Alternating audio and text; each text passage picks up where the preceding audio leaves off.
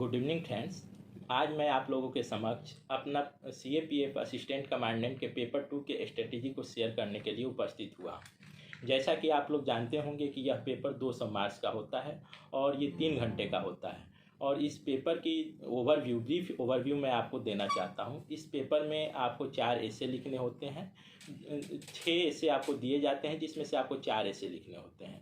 फिर उसके बाद आर्गूमेंट राइटिंग होता है। 2 आर्गूमेंट होते हैं, 20 मार्क्स ईच होते हैं, उसको लिखना होता है। उसके बाद पेशी राइटिंग होता है, रिपोर्ट राइटिंग होता है, कम्प्रीहेंशन होता है और ग्रामर 25 मार्क्स का। इस प्रकार हम देखते हैं कि इस पेपर का इंटरनल ब्रेकिंग है। सर अब हम स्टेप बाय स्टेप ये जानेंगे कि कैसे हम अपने मार्क्स को ऐसे में अच्छा कर सकते हैं, कैसे अपने ऐसे को ब्यूटीफुल बना सकते हैं कि ज़्यादा से ज़्यादा मार्क्स फेच कर सकें।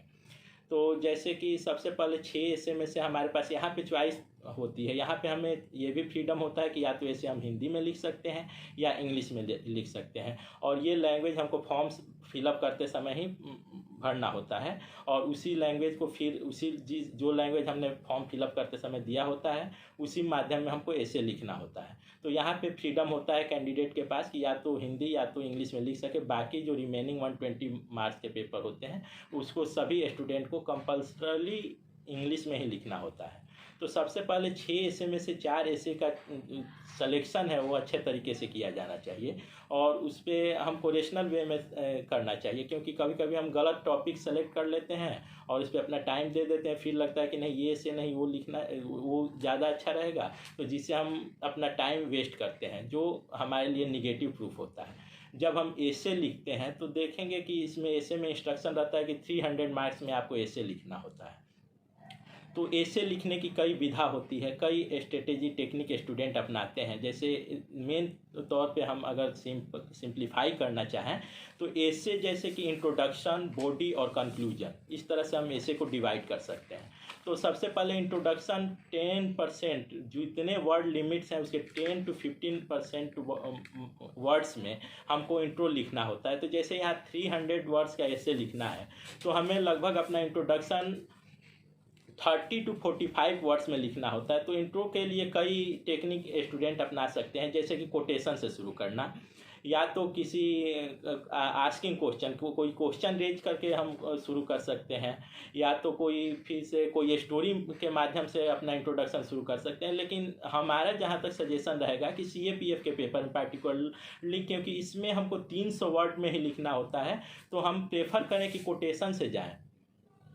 कोटेशन से जाने से ये होगा कि हम कम शब्दों में कंक्रीट कैची में, मतलब 30 से 45 वर्ड के बीच में ही हम एक इंट्रोडक्शन को कंप्लीट सेंस दे सकते हैं। उदाहरण के तौर पे अगर हम सिंपली किसी भी चीज़ को समझने के लिए सिंपल उदाहरण लेना ज़्यादा अच्छा होता है। जैसे कि मान लीजिए अगर हमें लिखना हो कि pen is mightier than sword, कोई टॉपिक है जिस पे हमको ऐसे लिखना हो, तो ऐसे में एक और फ्रीडम ये होती है कि आप कोटेशन अगर इंग्लिश मीडियम में भी ऐसे लिख रहे हैं तो आप कोटेशन हिंदी का भी लिख सकते हैं, संस्कृत का भी लिख सकते हैं। बस आपको उसको इटैलिसाइज लिख देना होता है। जैसे देवनागरी स्क्रिप्ट, जो रोमन स्क्रिप्ट में, उसको आपको लिख देना है। जैसे कि मान लीजिए pen is mightier than sword पे लिखना है ऐसे, तो हम रामधारी सिंह दिनकर की जो पोयम है कलम या तलवार की 4 लाइनें लिख सकते हैं। जैसे कि 2 में से तुम्हें क्या चाहिए, कलम चाहिए या तलवार, कलम देश की बड़ी शक्ति है, भाव जगाने वाली, दिल ही नहीं दिमागों में भी आग लगाने वाली।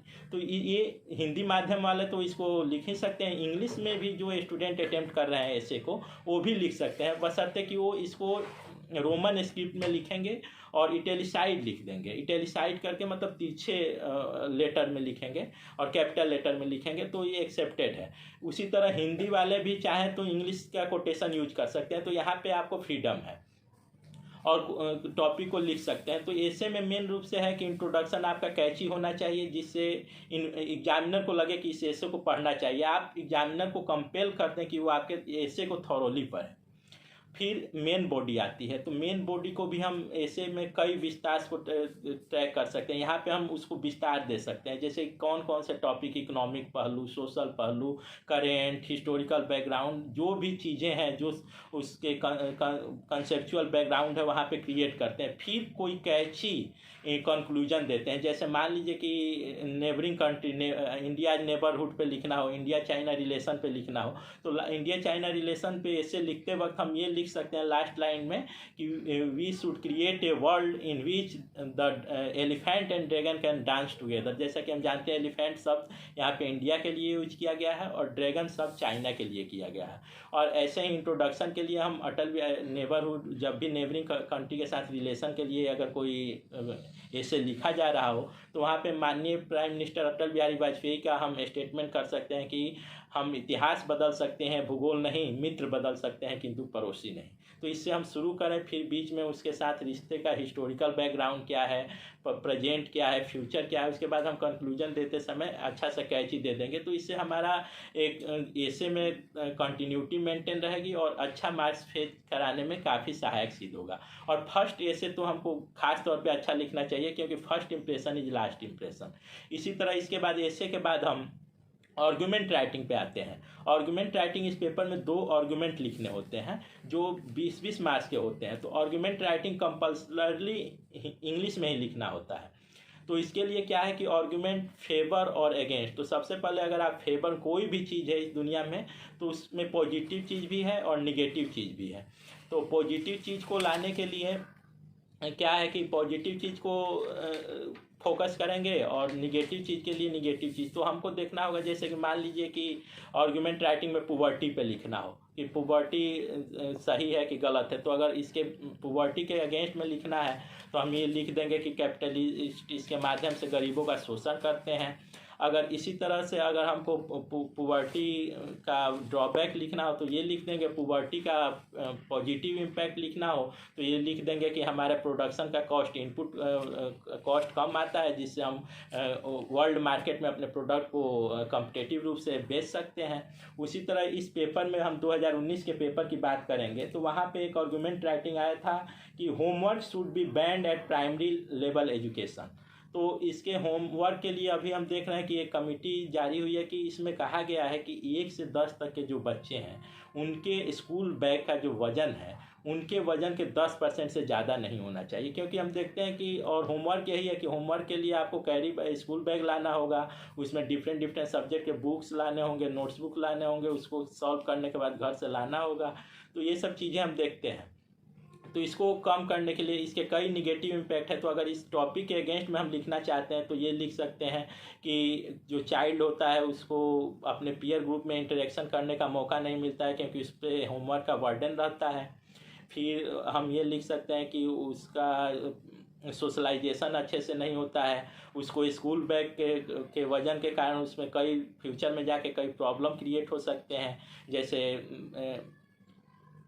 स्पाइनल कॉर्ड की डिजीज हो सकती है, मेंटल डेवलपमेंट सही से नहीं हो सकता है, फिर वो सोशल कम हो पाएगा। जैसे हमारे एजुकेशन सिस्टम में ये बताया गया है कि हमारी जो एजुकेशन होनी चाहिए वो 3H में होनी चाहिए, हार्ट, हैंड और हेड। माने सबसे पहले हमको हार्ट से अच्छा बनना चाहिए, अच्छे अच्छे विचार जानने चाहिए, उसके बाद हैंड वाले काम करना चाहिए, फिर हेड का बारी आता है। लेकिन जो आधुनिक शिक्षण व्यवस्थाएं हैं उसमें 3R, रीडिंग, राइटिंग, अर्थमेटिक को होमवर्क के माध्यम से प्रमोशन मिलता है। तो इस तरह अगर इसी को हम अगेंस्ट में अगर इस व्यू को लिखना चाहते हैं तो देखेंगे कि अगर होमवर्क नहीं दिया जाता है तो क्या होता है कि टीचर इवेल्युएट नहीं कर पाते हैं चाइल्ड का प्रोग्रेस थॉरोली। फिर स्टूडेंट के मन में हमेशा एग्जाम से भय रहता है क्योंकि उसको क्वेश्चन सॉल्व करने की प्रैक्टिस नहीं रहती है। फिर वो इफेक्टिव पेरेंट्स जो होते हैं, अगर होमवर्क अगर दिया जाता है तो देखते हैं कि पेरेंट्स बच्चे का हेल्प करते हैं होमवर्क कराने में। तो पेरेंट्स और चाइल्ड के बीच भी कम्युनिकेशन होता है होमवर्क के थ्रू ही। अगर ऐसा नहीं होगा तो वो कम्युनिकेशन गैप भी होगा। दूसरा चीज़ है कि ये जो है कि होमवर्क करते समय चाइल्ड होमवर्क में हम देखते हैं कि स्टूडेंट को अपॉर्चुनिटी मिलती है कि वो सब्जेक्ट पे गहन रिसर्च करे। इस तरह होमवर्क के फ़ायदे भी हैं, नुकसान भी है। तो चॉइस इज योर्स की जो भी चीज़ आपको लिखना है उसको हाईलाइट करना है। अगर आप अगेंस्ट में लिख रहे हैं तो अगेंस्ट के वस्तुओं को हाईलाइट करें, फेवर में लिख रहे हैं तो जो पॉजिटिव चीज़ें हैं उसको हाईलाइट करें।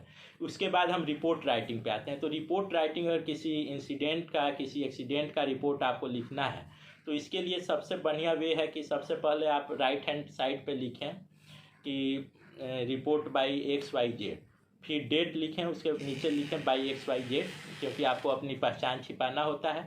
और रिपोर्ट में हम देखते हैं कि रिपोर्ट जो होता है अगर हिंदी में देखें तो 6 ककार का आंसर होता है, जो 4 में होता है कि 6 ककार होते हैं, जैसे कौन, क्या, कब, कहाँ, क्यों और कैसे। इन सभी प्रश्नों का अगर उत्तर आप दे देते हैं तो वही रिपोर्ट है, और यही पाठक, न्यूज़ रीडर जो भी जानना चाहता है, जो भी आपका रीडर है वो यही जानना चाहता है। और इंग्लिश में इसको 5W+1H कहते हैं, क्योंकि जैसे 5W जो हुआ who, what, when, where, why and how. तो इसको हमको कोशिश करनी चाहिए कि ये 6 चीज़ों का आंसर, जिसे हिंदी में 6 ककार कहते हैं और इंग्लिश में 5W+1H, तो इसी का आंसर हमको देना चाहिए। और इसी चीज़ को अगर हम फॉलो करेंगे तो हमारा रिपोर्ट एक बहुत अच्छा रिपोर्ट लिखा जाएगा। और हमको ध्यान रखना होगा कि रिपोर्ट भी हमको 100 से 125 वर्डों में ही लिखना होगा, क्योंकि ये 100 मार्क्स के होते हैं और लगभग 1 मार्क्स के लिए 10 to 12 वर्ड सफिशियंट है। उसके बाद आता है प्रेसी राइटिंग। तो प्रेसी राइटिंग में हमारा सजेशन ये रहेगा कि प्रेसी राइटिंग लिखते वक्त आपको क्या करना होगा कि सबसे पहले दिए गए पैसेज को 2 बार पढ़ें, और 2 बार पढ़ने के बाद आपको जो भी याद रह जाता है वही प्रेसी है। तो इसको प्रेसी राइटिंग के लिए आप दिए गए पैसेज को पढ़ें, इंस्ट्रक्शन को पढ़ें। यहाँ पे इंस्ट्रक्शन में ये क्लियर चीज़ मेंशन होता है कि आपको टाइटल नहीं देना है। तो यानी प्रेसी में आपको टाइटल नहीं देना है, बिना टाइटल के प्रेसी लिखना होता है। और वहाँ पे वो दिया रहता है, जो बॉक्स बना रहता है उसमें आपको प्रेसी लिखना होता है। तो आपको जैसे कि मान लीजिए 480 वर्ड्स का होगा तो वहाँ पे नंबरिंग भी होती है, साइड में कॉलम के बाद लिखा रहता है 5 वर्ड, 10 वर्ड, 15 वर्ड। तो इस तरह से आपको रहेंगे। तो वो जो 500 वर्ड्स का, सपोज दैट कि 500 वर्ड्स का आपको कॉम्प्रिहेंशन पैसेज दिया है, उसका प्रेसी लिखना है, तो वो आपको वहाँ पे रहेगा 160 वर्ड, 170 वर्ड, माने लगभग 1/3 वर्ड में, यानी 500 का कोई आपका पैसेज है तो प्रेसी लगभग 170 वर्ड्स के आसपास होता है। 10% वर्ड्स लिमिट प्लस माइनस हो सकता है। तो इस तरह एक गुड प्रेसी के लिए आपको क्या है कि आप RS ढिल्लन की बुक को फॉलो कर सकते हैं। और मैं कुछ सैलिएंट फीचर बता रहा हूँ कि एक प्रेसी में सैलिएंट फीचर क्या होता है। तो सबसे पहले कि ये ब्रीफ होना चाहिए और कॉन्साइज होना चाहिए, और इसका जो लैंग्वेज होना चाहिए ल्यूसिड एंड क्लियर लैंग्वेज होनी चाहिए। ये जो प्रेसी है आपके अपने, should be in your own word and should be in direct speech and active voice. और इसमें जो टेंस होना चाहिए प्रेसी में, शुरू से अंत तक सेम टेंस का ही यूज करना चाहिए। और मोस्ट प्रेफरेबली जो टेंस का यूज हो वो पास्ट टेंस होना चाहिए। और इस प्रेसी में सबसे बड़ी चीज़ है कि एसेंशियल बातें ही आनी चाहिए, क्योंकि आपको कोइंसाइज रखना है। कोइंसाइज तभी रह सकता है जब एसेंशियल बातों को ही सम्मिलित किया जाए। उसके बाद प्रेसी में क्या होता है कि जो थॉट प्रोसेस होते हैं उसकी कंटिन्यूटी बनी चाहिए। जिस तरह पैसेज में जो चीज़ें पहले हैं उसको पहले, फिर बाद में, उस चीज़ की जो कंटिन्यूटी है जो पैसेज की तरह ही प्रेसी में भी थीम की कंटिन्यूटी होनी चाहिए। तो यही मेन चीज़ है। अगर इन चीज़ों को ध्यान में रख के आप प्रेसी लिखते हैं तो आपका प्रेसी बहुत ही शानदार लिखा जाएगा और अच्छे मार्क्स आपको आएंगे। इसके बाद मैं आता हूँ ग्रामर पोर्शन, जो 25। फिर जो पैसेज आता है, जो अनसीन पैसेज कॉम्प्रिहेंशन आता है, तो वो भी काफ़ी उसको अच्छे से कम मेहनत के साथ ही 2 बार पढ़िए। एक बार क्वेश्चन पढ़ लीजिए। टाइम बचाने के लिए क्या है कि सबसे पहले आप क्वेश्चन पढ़ लेंगे कि क्या क्या क्वेश्चन आ रहे हैं, उससे संबंधित जो पैसेज में चीज़ें हैं उनको अंडरलाइन कीजिए, फिर उसका आंसर देने की कोशिश करें। और 3 से 4 लाइन में आप पर क्वेश्चन के, जैसे 4 मार्क्स हर क्वेश्चन में 4 मार्क्स है तो लगभग 30 से 40 वर्ड में आपको आंसर लिखने होते हैं, तो उस तरह लिखिए। उसके बाद ग्रामर आता है, तो जो हम देखेंगे कि इसमें 25 मार्क्स के ग्रामर आते हैं वो काफ़ी कॉमन आता है। तो अगर आप न्यूज़पेपर, चूँकि इस पेपर के प्रिपरेशन के लिए न्यूज़पेपर पढ़ना मस्ट है, क्योंकि आप ऐसे के टॉपिक भी देखेंगे तो कहीं ना कहीं से वो करेंट से, साल भर के घटनाओं से ही होती है। रिपोर्ट राइटिंग भी उसी तरह के इंसिडेंट्स पे होता है, आर्गुमेंट राइटिंग भी उसी तरह के किसी टॉपिक पे बेस्ड होता है। तो हम पेपर पढ़ना मस्ट है, और इसके लिए मैं सजेस्ट करूंगा कि आप इंडियन एक्सप्रेस या द हिंदू पर हैं, जो ज़्यादा बेटर रहेगा। तो उस पेपर को अगर आप अच्छे से पढ़ेंगे तो आप पाएंगे कि उसी चीज़ का ग्रामेटिकल यूज उसी चीज़ में फिल इन द ब्लैंक्स में आएगा। तो अगर आप अच्छे से इंग्लिश पढ़े हैं, स्कूलिंग भी आपकी अच्छी हुई है, तो कोई ऐसा प्रेशर नहीं आने वाला है ग्रामर पोर्शन में। लेकिन फिर भी अगर आप चाहते हैं तो जो नीतू मैम की प्लिंथ टू पैरामाउंट की जो बुक है उसको पढ़ सकते हैं, वो मोर देन सफिशिएंट है। उस बुक के थ्रू आपका ग्रामर पोर्शन आपको 20+ मार्क्स आ जाएंगे। तो यही मेरा सजेशन है। इसके बाद भी अगर आप लोगों को कोई क्वेरी हो तो आप कमेंट बॉक्स में ज़रूर डालें, हम उसका रिप्लाई करने की कोशिश करेंगे। इसके बाद हम एक वीडियो इंटरव्यू के बारे में बताएंगे, उसमें ये बात की जिक्र रहेगा कि इंटरव्यू में मीडियम का कितना रोल है, और क्या हिंदी मीडियम वालों को कम मार्क्स मिलता है या इंग्लिश मीडियम में इंटरव्यू देना केवल हैप्पी मिथ है। जिस तरह एस्टेब्लिशमेंट ऑफ कांग्रेस के में जैसे बताया जाता है कि सेफ्टी वाल्व थ्योरी भी मिथ था, उसी तरह इंटरव्यू में भी लैंग्वेज जो है एक मिथ है। इस पे हम डिस्कशन करेंगे। तब तक के लिए धन्यवाद। जय हिंद।